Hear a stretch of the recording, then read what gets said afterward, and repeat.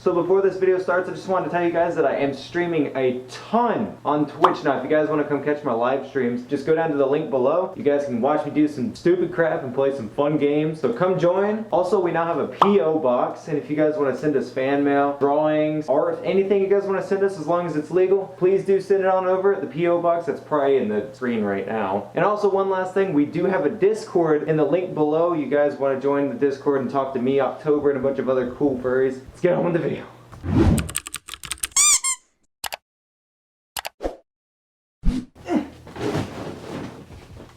Just getting a little ready here, hang on. Hi. Hello. Welcome back to a new video, guys. So before each video, I like to do a shout out, and this week's winner goes to Mango Juke. Congratulations. If you guys want to be shout out in my next video, all you guys gotta do is comment down below and you can be shout out in my next video. A lot of people are joining the fandom now. So. Like mainly thanks to TikTok. Because yeah.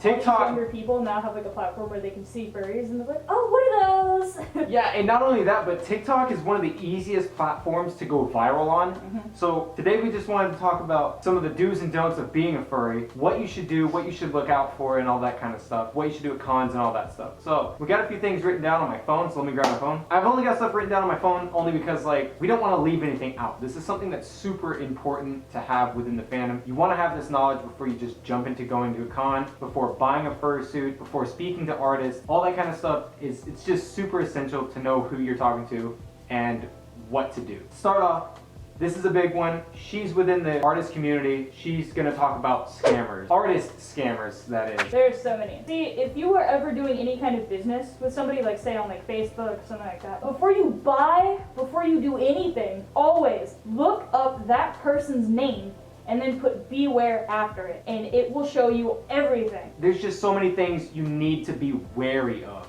right? So if there's big bewares on people, or multiple, that's something you need to look for. If there's like a single beware and it's not severe, look into it a little bit. Maybe ask around. If you feel like you're looking at something and you're like, huh, that's a little weird, always ask for more examples. And if somebody looks at you and they're like, oh, I can't give you any more examples than what I just did, don't buy from them, because they either, most likely, that's not their art. Starting with the Google reverse imaging thing, you can always do a Google reverse image. Just look it up on Google. It's easy to find. And you'll basically find if it's their art or not. Speaking of Google, don't take art from Google. Oh yeah, definitely. Don't look up like Fursona and take what the first picture you see and say, this is mine now, because that's people's Sona, that's people's art they drew. That's like me looking him up and taking his character and being like, this is mine now. Yeah, it's not yours. Like, you're gonna get called out for it, and if you're new to the fandom, that's like a really, really bad way to start, because it is. Once you get caught doing that, your name will be spread around, and you will not be able to either buy anything from most people, because most people, like myself, we don't like to work with scammers or thieves, because you never know. Do not ask for free art unless they offer. This is a different thing. This is kind of, it's not really within the category of artists or anything, but do not force friendships. Oh, absolutely. Do not constantly message people. Definitely, if you want to start a conversation, start a conversation, but don't bug the person every day. If it says in their bio that they do not DM or they do not want to receive DMs, just don't message them. Make sure you check bios before you go messaging somebody. Also make sure to check bios before friending people too. That's true too, because sometimes people don't want to be added by random people.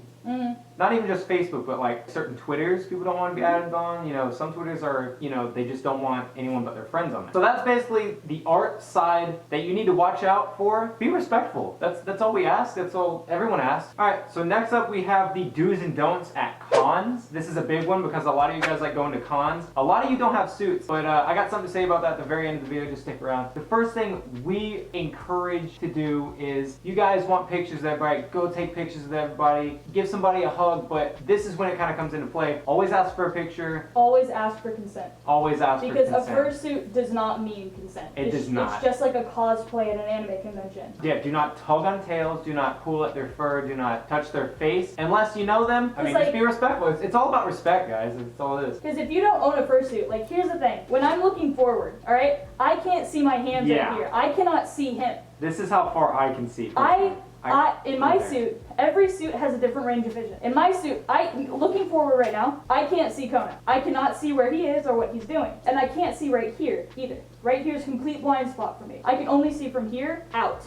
and that's it. So if he were to run up to me, he would scare the hell out of me. Yeah. Because I can't see him, and that can result in suitors getting hurt, you getting hurt, a lot of people getting hurt. Because if you, like, you know, you run up, you go grab somebody who can't see you, they're gonna turn around and lock up. I don't know who you are, I can't see you, I don't know you're there. It's also another thing is you have to give suitors space. Yeah. When you're walking around them, because again, we can't see, and it's also hard to hear. That's another thing. Don't get mad at people if they don't turn around when you call their name. Yeah, it's almost like wearing like small muffled headphones, but we can still hear. It's very easy to hear, but just got that little bit of difficultness to it. And again, every suit is different. Yeah. Like, I've worn his suit. It's completely different. His suit has better vision and better hearing than mine. My suit has barely any range of sight. It's so hard to hear. And I'm already hard of hearing, so. Yeah, we do encourage you to go take pictures, give people hugs, you know, do what you want to do. But make sure it's consensual, definitely. This is a very simple one, but very important one. Stay hydrated. Make sure you know your body's boundaries. He was the one that came up with this. Always know your limits. I used to full suit. Yeah, she's been a full suiter, so. And I have I've gone over my limits. Yeah. He's had to, you know, grab my inhaler from my backpack because I've sent myself into asthma attacks for suiting too long. It's not good.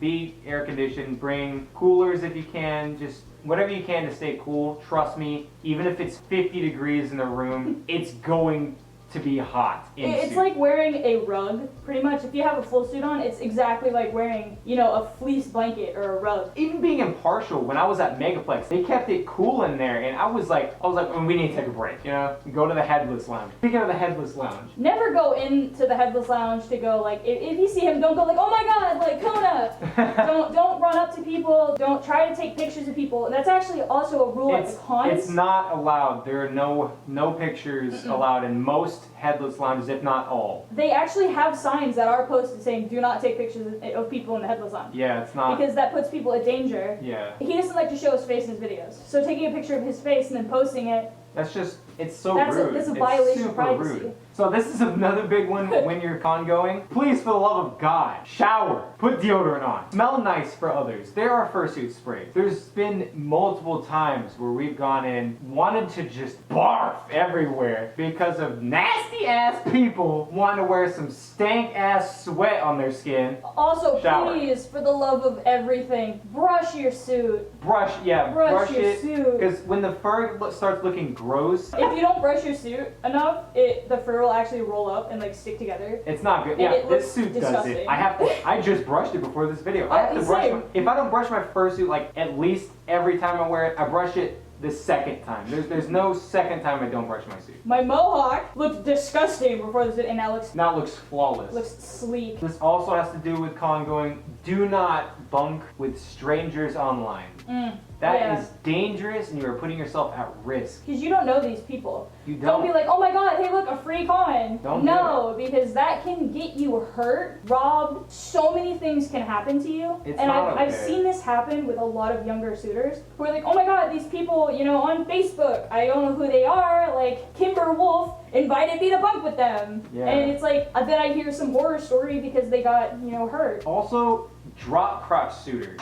She's getting a drop crotch suit. I'm a drop crotch suitor. Oh, this is where the consent thing comes in. Yeah. I am a drop crotch suitor. A drop crotch suit is where the crotch is lower than normal because it gives a cute, like, toonier style to the suit. Well, I agree.